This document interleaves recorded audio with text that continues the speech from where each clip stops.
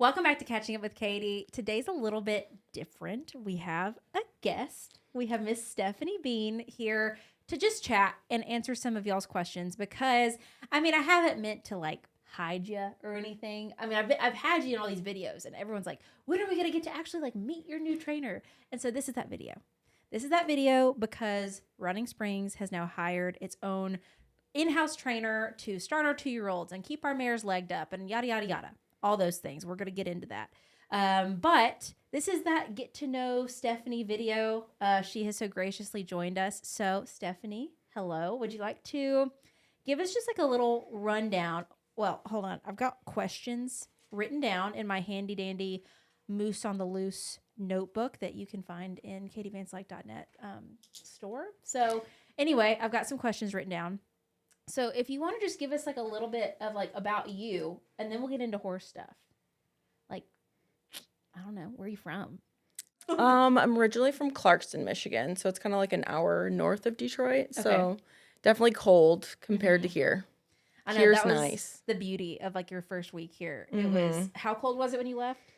I think it was negative 17. No. And there was a whole month of negative 20s. It was rough. Can you even ride in that? It depends on what your indoors like. If it's insulated, if it's heated, a lot of places are heated up there.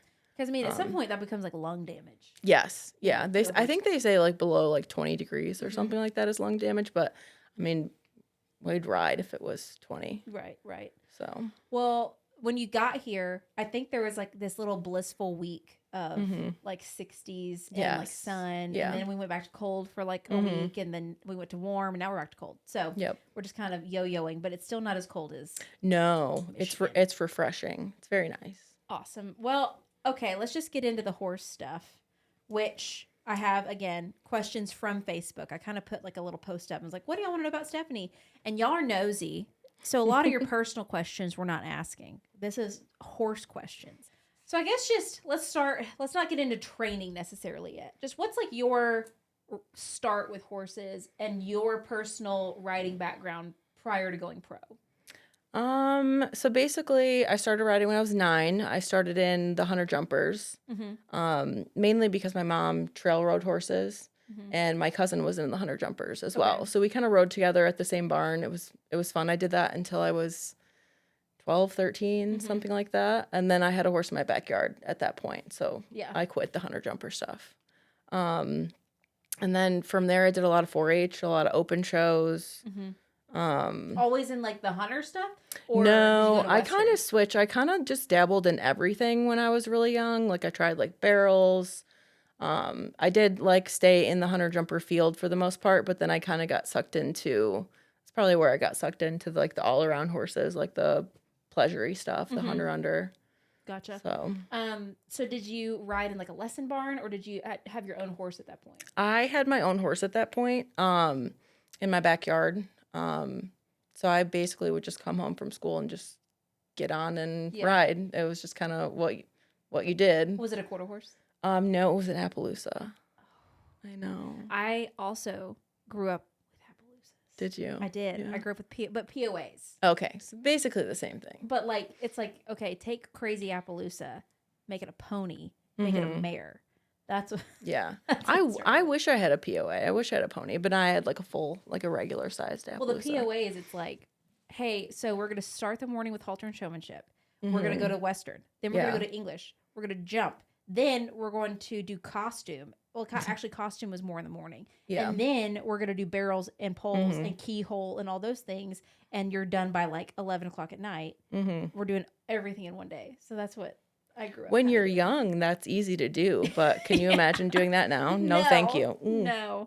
So you grew up kind of just 4-H, do a little bit of everything. And then when did you show at all prior to going pro? Not necessarily, no. I just kind of knew my situation. I wasn't in the place to be able to afford to show a lot. So I just knew, and I knew from an early age that I wanted to be a horse trainer. So I just went and started working for someone. Yeah. Okay. So, So when was that? Like, how old were you when you started going? I guess going pro, but when did you swap over from, hey, I'm not going to show for myself, I'm going to start training for other I would people? say, I want to say it was like maybe 2021. Okay. I think I had like a brief stint of let me work with racehorses before that. So like maybe skipped like over a I whole skipped chapter. over. I'm really sorry. You skipped over a whole. I just dabbled in racehorses. Go back. Back to the racehorses. Back to the racehorses. I want to say it was like 19, 20 when I did the racehorse thing. Uh-huh. And I was just kind of like brought into it. I knew a lady who exercised racehorses at there's like a tiny little track in like northern Michigan in Mount Pleasant. Okay. And I was like, wow, like she kind of makes like good money. You know, I was just like a poor like teenager. She makes really good money. She rides like 20 horses. It takes her like 3 hours and she makes a ton of money and doesn't have to work the rest of the day. Yeah. So I started doing that a little bit. I started on the back side of it, mostly like saddling, bridling, like putting the riders up. And then I didn't ride at that track. It was a little terrifying to like learn how to ride a racehorse on the track. I would imagine. It's a lot. But I ended up working for like a private farm with racehorses after that, and they had like their own little track. So I started the babies. It Was quarters? thoroughbreds. Okay. It was thoroughbreds. At the Mount Pleasant track, they did race quarters and Arabs and Appaloosas. Okay. It was a little backyardy, but it was it was cool. It was cool at the time. So I rode thoroughbreds at a home track, not like at the racetrack, which I Gotcha. feel like is a huge difference in like the actual racetrack is We were very at Keeneland. crazy.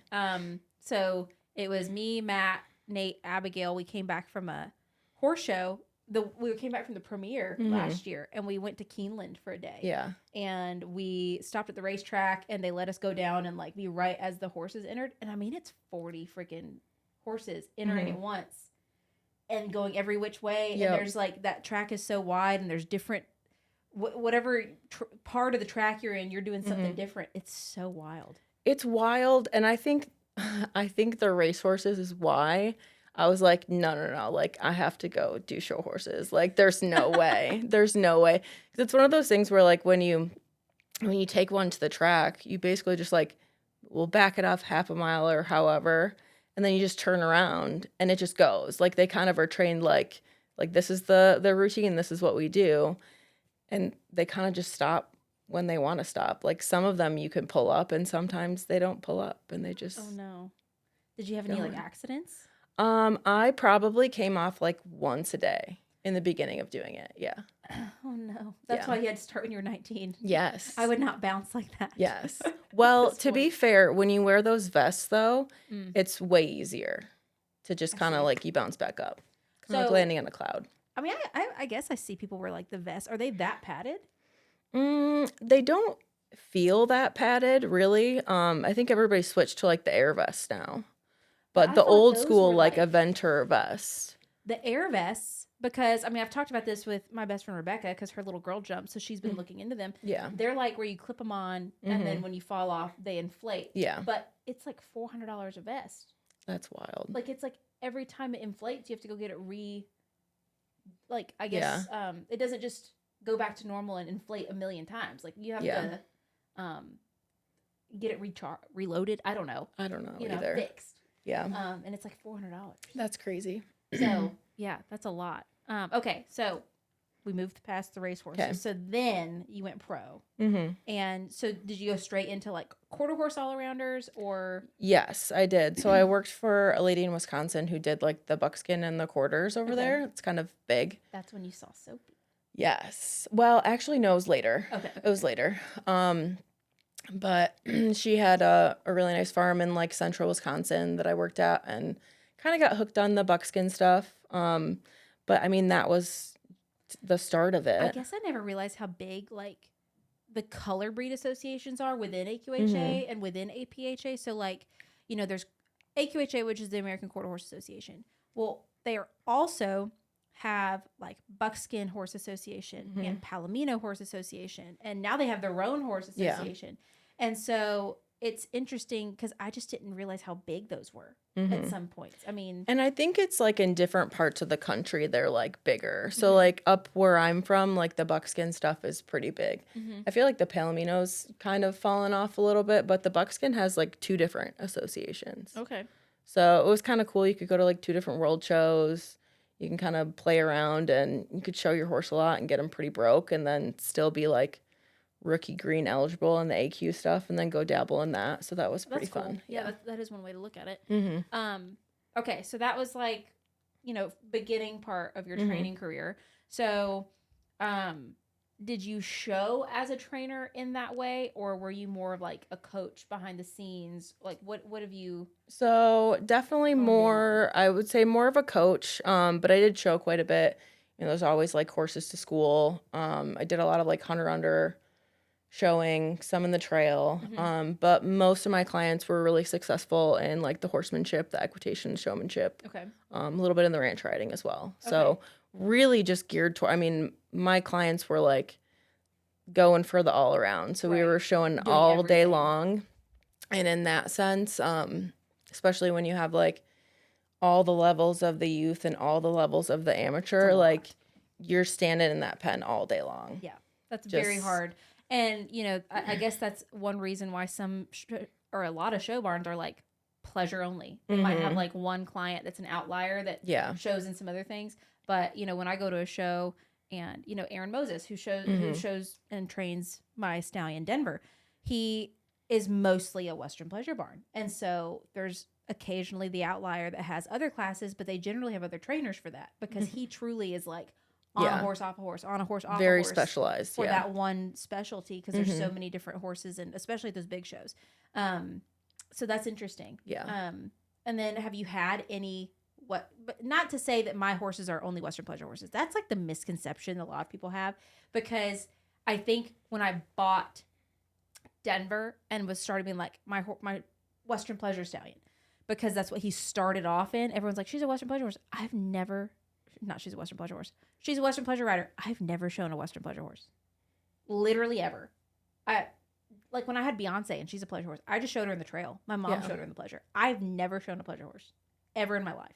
And so it's very funny that people consider me a pleasure person because I am truly like a hunter under saddle all around person. And I think that's what I gear my babies towards. Like I would love for them to be able to start off in the Western pleasure futurities possibly. But like I'm so much more geared towards the all around and then leaning more towards the hunter under saddle and like the big ponies. And so I just think it's funny that people It is like, funny. She's a Western pleasure I person. feel like you have mostly like big horses at the barn. I like do. everything's like mostly huntery. So I know, which is funny. So I'm with you on that. I feel like we have a very similar taste. In horses. Yes. But okay, I touched on that earlier. When she started here, she was like, I really like that buckskin mare. I used to watch her show. So you like saw Sophie in action. Yep, I Gotcha. did. So you kind of had some run-ins with a couple of and then obviously like I think you already knew of Kennedy vs. the First Lady. What were some of the other ones you knew of? Buttercup. You knew of Buttercup. Yeah, because I wanted to buy her years ago, but I was too poor at the time. Gotcha. She mine. We have all the buckskin mares I wanted. Well, but you have this can kind of be like a little segue. Yeah. Because you have the Perlino mare that I want. I do. So unfortunately, I didn't have any stalls. She has a mare that is due this year, right? So I think April 11th. Give us a little like update on her. What's her name? How old is she? Who she bred to? All the things. Her name's Pinky. She's bred to Lazy Loper. I bought her as a yearling, and I just randomly saw her for sale one day, and I was just like, I have to go buy her. And I just drove to Indiana and picked her up and took her home. I was like, I have to have this horse right now. And like, I wasn't looking for a horse. Like, I didn't have the money for a horse.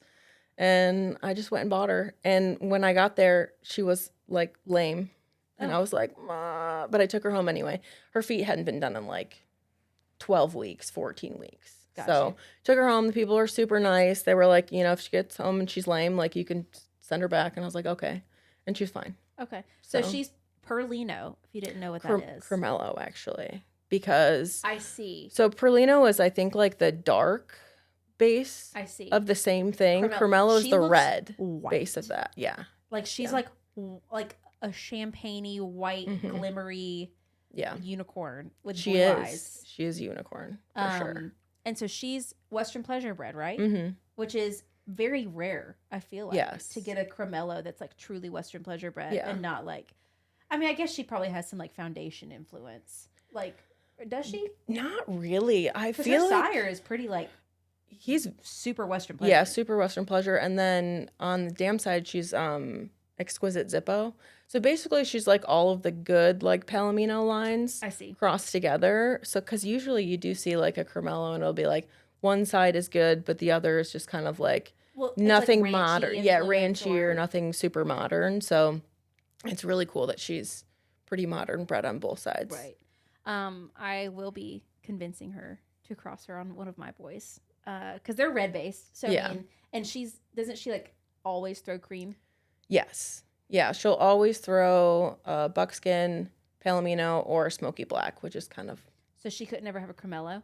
She could if bred to something that also carries the cream gene. I see. So another Palomino or buckskin. So basically, if she was bred to either of my boys, who are red roans, it could be Palomino or a Palomino roan. Yes. That's like the only option.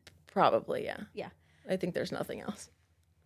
That sounds like a good idea to me. I will say, though, have you ever seen a Palomino roan in person? They do kind of look ugly.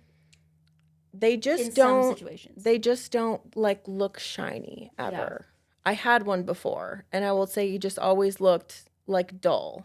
I like them when and the same for buckskin roans. I like it. I think when it's more like, you know how Kirby is, where it's more like in their flanks and like it's not all over. Yeah, I like that better. A little darker. Mm-hmm. Yeah, I like that better. So we'll see if we can make that happen. But so she's boarded elsewhere at the moment just because I had no stalls. This did end up being kind of a last minute thing, and I remember when we were like, hey, you know, you can bring a horse and stuff, and it was like, oh well, I have a mare that's bred. I'm like, that's the worst situation that could have possibly happened. Scenario. Like I'm like anything else could have happened. So. You've got that's what all you have right now, right? Is Pinky. Okay. Yep. So what are your plans for her baby? I'll probably sell it. I would like to keep one out of her, but it's got to be like the right one. Right. So we'll just see what comes out. I don't know. What would be your order? My order on this one is a buckskin filly. Buckskin filly. So, and I'm pretty sure buckskin filly that will be it. Would be. You said you're pretty sure. I'm pretty sure, like that's. Lazy Loper, I think. Is he homozygous for black? I think that he is. Okay, I mean we don't know about filly or colt, but. So she's had one before, and it was a colt, and I was just like, oh, why? So I feel like I'm due. I'm due for a filly. You'd think Last that. one's colt. No. That's what I'm banking on. I'm really. No, it doesn't happen that way. Okay, because I would be due my order by now. Manifesting. I have gone through 5 minis asking for a filly with some white on it. Mm-hmm. And I have had 5 solid colts. Have they all been red? No, I had... Okay, well, that's good. I've had a silver black that turned gray. Okay. I've had a red turned gray, which is Glen outside, a bay, and then the donkey. He had like the most spotted up dad ever, and he came out solid. So. Yeah. Anyway, yeah, it doesn't work that way. Well, she's gonna get her order, and I'm gonna be so mad. But okay, so that's kind of where you're at now. Like you've been training for, I'm not gonna say how many years because that'll give you away. You've been training for a while. Mm-hmm.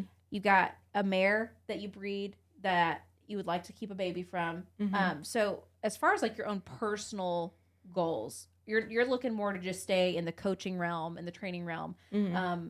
If you do keep one of their babies, you do want to take it down the show line and like probably. Yeah. I think if I keep something, I definitely want to get it shown, and you know, obviously, if I'm keeping something, it's going to be like a future broodmare of some kind. So yeah, smart. Okay. Speaking of breeding, because you have this one mare that you're breeding, and you know you're hoping to keep a baby. What is kind of your background in breeding? Because I know you've worked and foaled out quite a few, which is amazing. Because it's come in handy this year a couple of times where, I mean, not to bring up sad situations, but like when Charlotte had her baby and I'm having to rush her to the vet, like I was so grateful that I was able to be like, do you have Charlotte? Okay, good. Yeah. And like head Yeah. out, like that was just such a godsend that there was someone there that like had the situation at home handled so then I could go to the vet with this baby. So give us a little update, like so give us a little background on your breeding. Well, I feel like I've worked And for foaling out. I've worked for people throughout the years and just always kind of been around it. I feel like I've had a handful of foals every year. Mares to foal out. I foaled out for other people, my own, some Arabs, a lot of Appaloosas, a lot of quarters. Any thoroughbreds when you were doing the race? No, actually, no thoroughbreds. No I was around lots of young, but I was never like, you're On the foaling ground. this out. Yeah. I gotcha. So when did you kind of get into that side of things where you're like training, but also foaling out for people? And probably like within the last like 8 years, I Okay. would say. It kind of like happened together. Breeding has always been like something I've been really interested in since I was young, and I've always like wanted to breed my own and stuff like that. So it's just kind of like a Yeah. little passion side project. So same. Yep. But that's been awesome because you've gotten to be there for a couple of the babies. Yep. And then like I said, in that kind of really stressful situation, like it was amazing having someone to kind of like fall back on. Yes. Yeah. So that's gonna be you're gonna be pretty handy going forward. I'm excited for more babies. I'm like, why is there such a big lull in between? There wasn't supposed to be. Today was Benedict's due date. And he's been here for a minute. That seems crazy. Yeah, he's been here for a while. Yeah. So one of the questions I've been getting a lot is, are you here for a good time or a long time? I think both. I think both. A lot of people have been like, is she just here to start your twos and then heading out? Or is she like here? Like, is she like your trainer forever? I'm like, Forever. this is I'm putting you in a weird position here because like I'm technically your employer. So you're going to be like, yeah, I like you a lot. But I'm like, I feel like we've hit it off so Yes, well and I fast. agree. And like, Yeah. it's just that like I felt such an ease. I feel like my horses are just like really well taken care of in your hands. And I feel like you've taken a weight off of me being able to like get back into riding and not have to worry about the like hard part. And I say that is that I've always loved the hard part. Yes. I've always loved the like daily riding and the every piece of it. And I used to ride like 4 to 6 horses a day. And it just got to where I like had zero time to do that. And so then it was like, if I can't do it fully, I didn't feel like I could really do it at all. Right. Yeah. And so like, I really felt that last year where I'd ride Kennedy and Ethel and I'd feel like I was pretty consistent for like 2 weeks and then I'd have to leave. And then I'd get back and, when a horse is coming back into work and they're not like steady Eddie, 2 weeks off after only being on 2 weeks, you're back to like, it's rough. Ground zero. And so that's what I felt like I just kept going back and forth in between last year. And so being able to hop on when I have time and, have someone there to say, hey, do this or that and get me back into things without it being so stressful, like, and feeling like I'm there on my own. It's been very, very nice. So much of training is just like consistency. And like, if you look at like why a lot of people send their horses to trainers, it's just because they don't have the time to do it every day. It's not that they couldn't do it themselves. They just don't have the time to commit to it. Right. So, and I've learned so much. So I look forward to sharing more of like the 2-year-old, journeys and starting them and putting their first rides on, but watching the things that she does with the 2-year-olds prior to riding definitely made me realize when I was starting horses myself, the holes that they probably have from me starting them. Cause I'm like, I didn't do that. I'm like, I just threw a saddle on one day when I felt like there's so many different ways to do everything though. Like you could go and look at how somebody else starts a 2 and it's like completely different. Yeah. But you go like, oh, that's cool. Like, mind you, this is like Annie's 11. So the last, I started one, and I did a lot more with the second one than I did with the first one. I've only started like 2 in the last 10 years. I did a little bit more when I was a teenager. But when I was starting Stevie, which was in 2022, so I mean, what that long ago? I did a lot of groundwork with her, but I feel like I got lucky with those two. It was Annie and Stevie.